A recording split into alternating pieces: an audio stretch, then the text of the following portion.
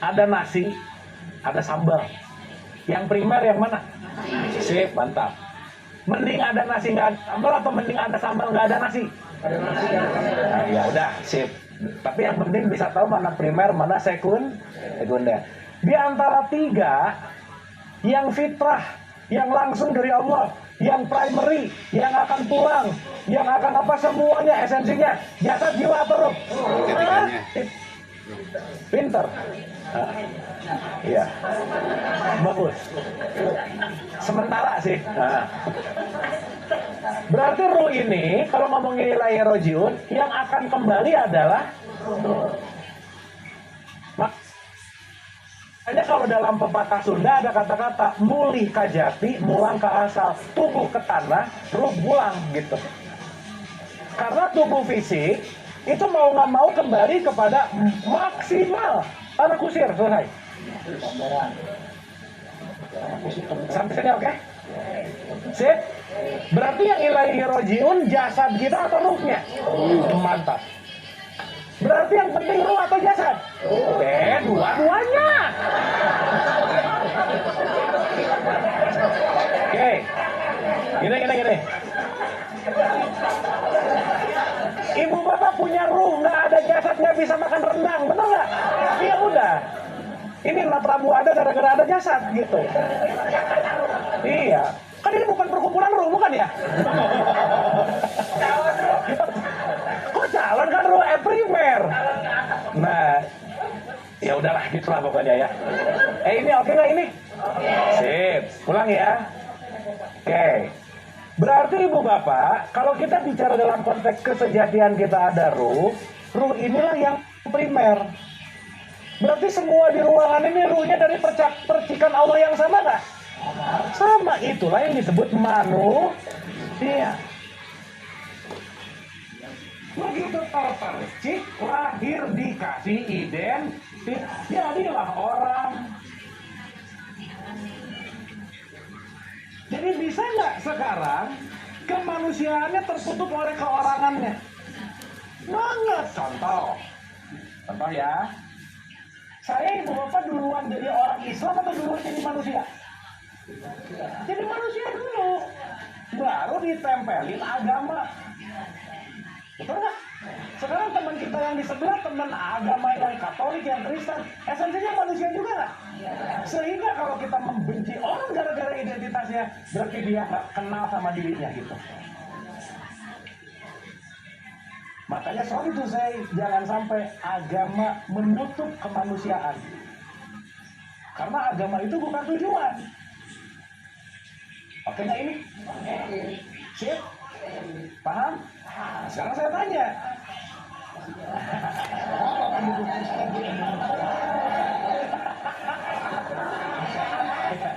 Sip, mantap. Ya.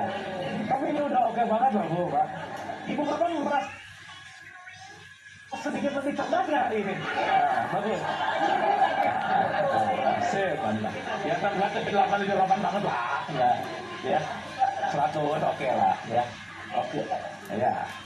Nah sekarang saya tanya, maaf ya, kalau misalkan kita punya ada, kita ini adalah ruh yang dikasih jasad gitu loh. Oke? Berarti yang primer ruhnya atau jasadnya? Yang primer ruhnya. Jasad itu kendal. Ya. Berarti kalau kita bicara disuruh contoh, besok di bulan Ramadan terakhirnya ada Idul Fitri, betul? Idul Fitri artinya apa? Lebaran, iya sih benar sih, lebaran boleh lah. Bukan itu dong. Kembali ke fitrah. Kalimatnya kembali atau menuju? Kenapa kembali? Karena kamu sekarang lagi nggak di fitrah, terlalu banyak ditempelin identitas. Lepasin identitasnya supaya kamu kembali murni menjadi dirimu yang sejati. Oke? Makanya tawaf tidak mengikuti jarum jam, tapi counterclockwise. Disuruh pulang. Ini orang yang tawaf gitu, kenapa ya ini gini? Udah pokoknya gitu aja gitu. Urusan gini nggak ngerti gitu. Kenapa? Jadi yang salah siapa? Setan. Bukan. Oh, penyelenggara ya. Ini dapat sampai sini? Sip? Oke? Oke. Ini cuma mau cerita itu aja sih, tapi muter nggak apa-apa ya. Sekarang saya tanya, ibu bapak kalau dicabut jiwanya mati nggak? Enggak.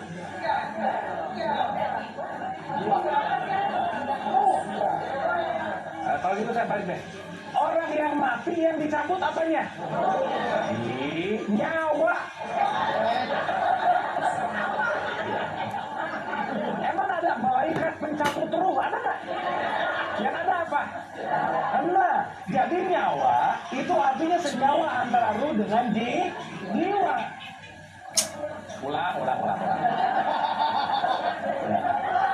Ini kan pengen bahas Isra tapi ini tapi nggak bisa bu, nggak bisa. Akhirnya ini dongeng mulu gitu. Dah, ulang ya. Dah. TV, Netflix, listrik. Ya. Yang menghidupkan apa? Tapi mau menampil harus ada TV-nya nggak? Harus ada software-nya. Itulah jasad, jiwa, dan ruh. Oke? Fitrah kita, sejatinya kita, jasad, jiwa, ruh.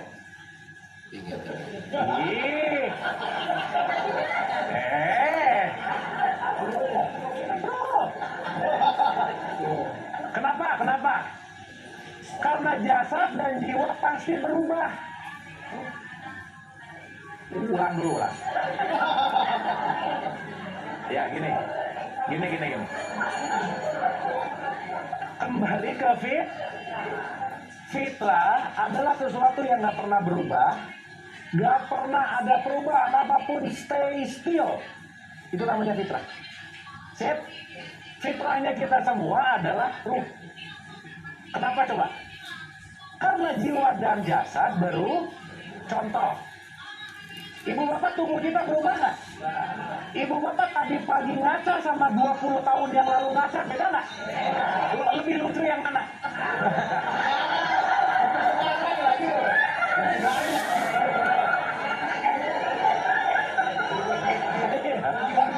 Iya. Beda kan? 20 tahun yang lalu itu gimana banget gitu. Sekarang ya udah sih gitu. Tapi kita nggak bisa menahan gravitasi, betul nggak? Pasti keriputnya, pasti berubah nggak? Iya, makanya kamu pangling deh gitu. Iya sih. Iya. Tapi ibu bapak penting untuk membedakan mana menua dan membaru itu beda. Menua dan membaru. Ibu bapak kita tuh nggak pernah sama. Meskipun udah sering ke tempat ini, tapi detik ini selalu baru loh. Nggak pernah ada sesuatu yang sama dalam hidup ini. Oke? Intinya hidup itu membaru bukan menua. Iya.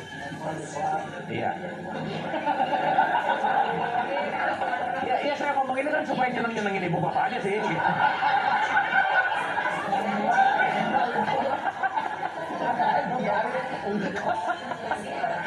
Ya pokoknya gitu ya. Nah, sekarang pertanyaannya, ulang ya. Gimana kita mau tahu Aroja Rajnai kemana dengan perjalanan kalau kita nggak ngerti 3 poin ini? Saya mau straight to the point aja. Ibu bapak Isra adalah perjalanan dari jasad menuju ruh, udah gitu aja. Dari kesadaran fisik menuju kesadaran jiwa menuju kesadaran ruh.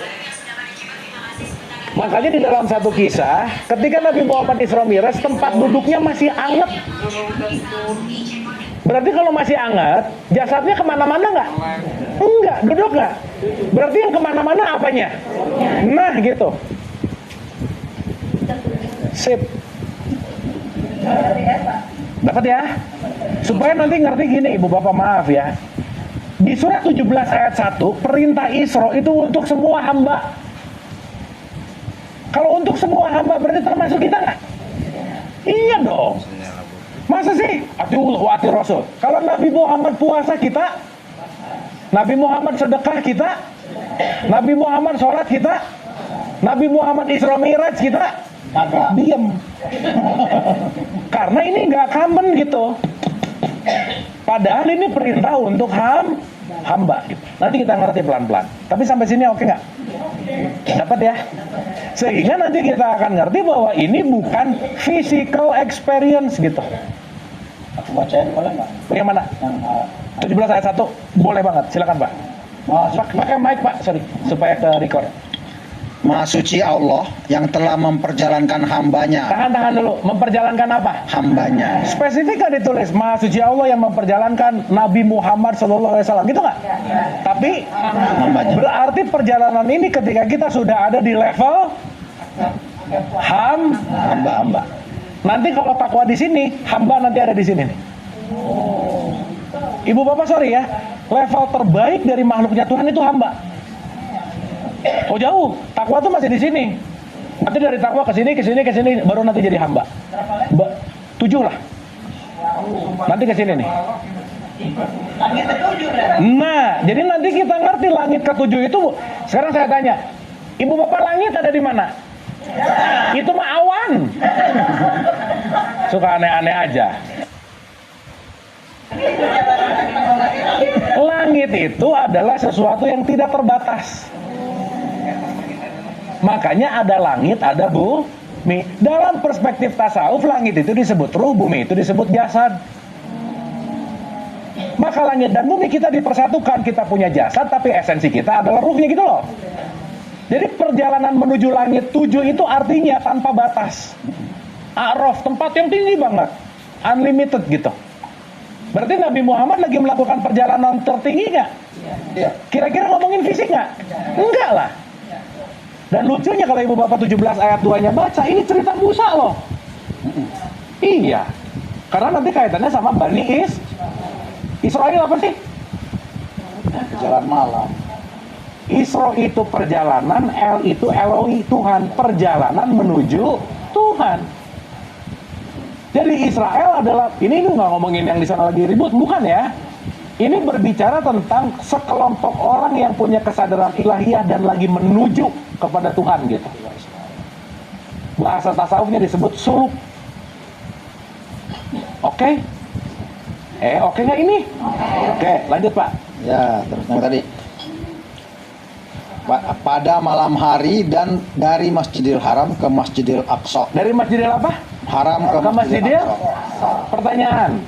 Bangunannya udah ada belum waktu itu? Belum ada. Iya dong. Terus? Berarti kalau berbicara tentang Masjidil Haram dan Masjidil Aqsa dan ini adalah universal, ada meaning di belakang itu kira-kira? Iya. Karena concernnya adalah perjalanan ini dari yang haram menuju Aqsa. Ibu bapak, haram itu apa sih? Aku suka mau nggak boleh lagi. Kalau babi haram nggak? Kalau masjidnya disebut masjidnya? Jadi haram artinya apa? Suci. Jadi Allah itu mengharamkan bukan melarang, menyucikan. Bukan nggak boleh, bukan, supaya kita tetap suci. Maka perjalanan ini penting dilakukan dengan kesucian supaya kamu menembus Aqsa. Aqsa itu tempat terjauh. Kalau ngomongin tempat terjauh berarti finish line. Siapa kalau bukan Allah gitu? Simpel kata, perjalanan fisik menembus jiwa, menembus ruh. Berarti kaitannya ini lagi berbicara bukan ngomongin ini gitu, tapi berbicara ini. Saya komain dulu dikit ya, dikit. Ibu bapak maaf ya. Kalau kita ngomongin gini, waduh ini penting banget sih. Nabi Muhammad secara identitas dia memiliki namanya adalah Ahmad bin Abdullah, betul nggak? Sip. Secara identitas dia orang Arab, betul nggak? Betul. Tetapi secara value dia Islam. Paham nggak sampai sini? Kita ini disuruh jadi Arabi, disuruh jadi Islami. Nah gitu. Berarti value-nya Nabi Muhammad gara-gara Arabnya atau gara-gara Islamnya? Nah gitu. Jadi maksud saya kembali ke awal, bukan berarti ngikutin Nabi Muhammad, ngikutin cara makannya misalnya. Boleh, bagus. ngikutin pakaiannya boleh bagus, tetapi yang jauh lebih penting adalah ikuti value-nya. Value-nya itu adalah Islam. Dapat sama sini? Oke? Jadi uswatun hasanah itu bukan ngomongin budayanya, bukan ngomongin identitas, tetapi berbicara tentang konteks yang namanya akhlak. Lanjut, Pak. Telah kami berkahi sekelilingnya, agar kami perlihatkan kepadanya sebagian tanda-tanda kami. Sesungguhnya dia maha mendengar, maha melihat. Jadi ini perintah buat siapa, Bu, Pak? Hamba. Dari lapisan diri paling luar, menembus lapisan diri paling dalam. Dari jasad menuju ruh. Kira-kira, maaf ya, ini perjalanan keluar diri atau menembus ke dalam diri? Juga saya selalu mengulang. Manusia tidak pernah punya masalah dengan apapun dan siapapun kecuali sama egonya. Titik. Betul nggak? Berarti kalau kita lagi kesal sama orang yang bermasalah, orang itu atau ego kita? Karena dia adalah netral. Oke?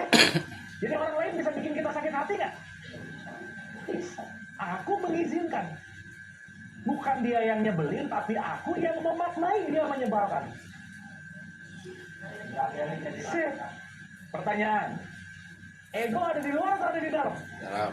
Berarti kalau ibu bapak punya masalah karena permasalahannya di ego, dan ego ada di dalam, jangan cari jalan keluar, tapi cari jalan ke dalam. Berarti Isra Miraj perjalanan keluar diri atau ke dalam diri? Nah, sip ya? Oke?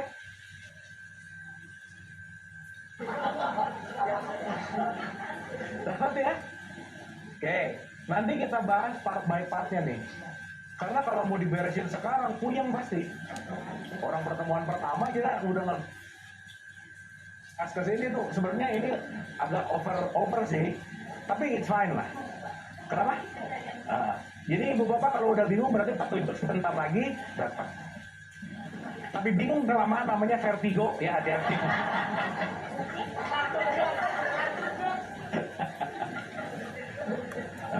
Dapat ya ibu bapak ya. Terakhir. Satu aja. Udahlah, kita mau ngomongin Isra Miraj, perayaan, sholat, puasa, apa, saya rasa secara fikih, secara syariat kita udah paham. Tapi jangan lupa ibu bapak, indikator parameter konteks apapun ketika seseorang yang sudah melakukan perjalanan ke dalam dirinya, itu disebut perjalanan pendewasaan diri namanya. Nah ibu bapak tinggal cek aja. Maaf ya, menua itu pasti, tapi menjadi dewasa itu pilihan. Belum otomatis menua pasti dewasa, belum tentu bukan. Dan kita nggak bisa melawan hukum alam tuh nggak bisa. Jadi maaf ya kalau sekarang ini udah bapak-bapak sih. Ada bapak-bapak udah mulai tua tuh ke masjid mulu. Tobat ya, bukan tobat, testosteronnya udah nggak ada aja sih gitu. Jadi urusannya ke masjid gitu. Makanya kecil. Jadi bukan masalah tobat-tobat amat sih, udah nggak ada aja gitu. Nah, artinya kalau kita bicara dalam konteks menua itu pasti, tapi mendewasa jadi pilihan. Dan perjalanan meniti ke dalam diri adalah perjalanan pendewasaan. Simpel aja ibu bapak. Semakin kita dewasa, hidupnya semakin tidak ada konflik. Bukan nggak ada masalah, tapi masalah sudah jadi konflik gitu. Artinya apa? Semakin kita meniti ke dalam, kita akan selalu damai dengan yang namanya realitas. Semakin kita range dalam tanda petik, semakin aku memiliki tingkat penerimaan yang lebih tinggi terhadap hidup. Jadi mau sholat rajin, puasa rajin, umroh rajin, ingat loh ya, nggak ada kata-kata orang yang paling mulia di hadapanku adalah orang yang rajin umroh. Nggak ada bukan. Tapi yang paling takwa, ujungnya ke situ. Dan orang yang takwa adalah orang yang banyak penerimaan terhadap hidup, tidak banyak penolakan terhadap hidup. Jadi kalau sekarang pengennya 5, yang datang 3, bete. Nggak takwa namanya gitu. Terus kita maksa-maksa pengen kita ke Allah lagi, ya Allah.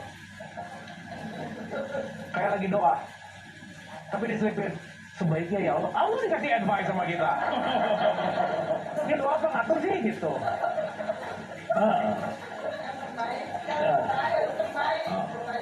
Ya Allah berikanlah yang terbaik tapi ya Allah.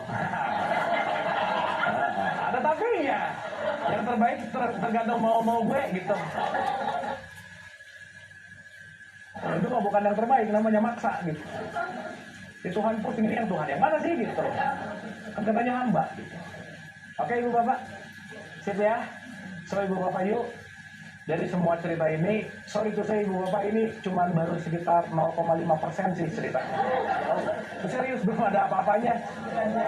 Iya, kita masih panjang gitu. Tetapi mudah-mudahan ini membawa kita kepada new enlightenment, pemikiran yang lebih baru, dan yang paling penting kita nggak terbuai sama dongeng gitu loh Bu. Tapi apa yang penting untuk saya lakukan? Ya, nah ini message yang paling penting. Tidak ada puncak dari kemuliaan seseorang kecuali ketika dia menjadi orang takwa lupa. Nggak ada gitu. Sok Ibu Bapak sebutin semua ibadah. Mau apa? Sholat, puasa, umroh, haji, kurban, semuanya supaya jadi orang yang takwa. Nah berarti pulang dari sini Ibu Bapak perlu jadi orang takwa nggak? Gimana caranya? Bu, sholat kan jembatan. Ya. Nomor satu. Ya, nomor satu nih. Orang yang takwa nomor satu adalah orang yang pandai bersedekah baik lapang maupun sempit. Itu nomor satu. Alias orang yang tidak pelit. Udah itu aja. Tidak apa? Ibu Bapak ada nggak orang yang umurnya rajin banget tapi pelit banget, ada nggak? Jangan banyak, nggak enak, ada aja.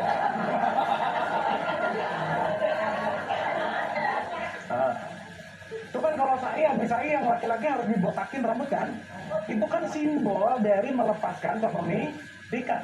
Ini botak iya, pelit iya, itu enggak gitu. Enggak juga. Maksud saya, kita melepaskan rambut ini artinya belajar melepaskan kepemilikan. Outputnya apa? Ya pulang ke sini jangan jadi orang pelit dong gitu loh kira-kira. Jangan sampai botak tapi pelit gitu.